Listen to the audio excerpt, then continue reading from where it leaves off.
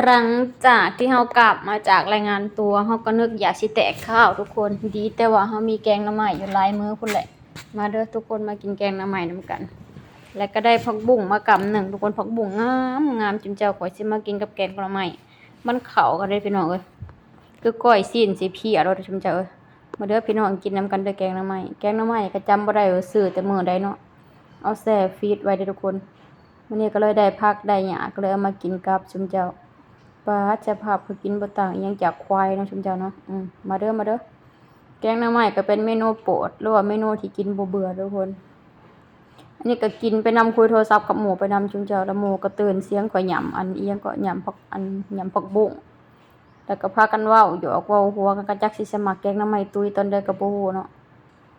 เป็นรายงานตัวมันก็บ่ยากเด้อทุกคนเด้อบ่ยากคือเฮาคิดชุมเจ้าตอนแรกข่อยน่ะกังวลแล้วก็คิดหลายว่ามันสิยากบ่สิอิหยังบ่ ที่จริงก็คือบ่ได้ยากเลยทุกคนถ้าไปฮอดอะเนาะแต่พอตอนเฮาอยู่บ้านเฮาก็สิคิดหลายไงเฮาก็สิเครียดสิหยังสารพัดสารเพ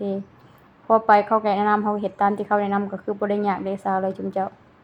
ถ้าผู้ใดที่กำลังเครียดคือข้อยก็ให้ไปฮอดพุ่นกันเด้อทุกคนแล้วมันจะไม่เครียดนะไว้อีกแล้วแกงหน่อไม้ก็แซ่บทุกคนมันเป็นหน่อไม้แบบอ่อนๆนะแต่ว่าข้อยบ่มักอีเด้อเพราะเขาใส่บักอื้อตอนบักอื้อจะบ่กินเลยพี่น้องเด้อเอามาแค่ประดับบารมีเฉยๆนะแต่ให้กินนี่บ่กินเด็ดขาดตอนบักอื้อ กินแต่ตอนหน่อไม้กับตอนผักตอนหญ้าอย่างเดียวชุมเจ้าว่ากินผักบุ้งเป็นตาหน่ายเนาะ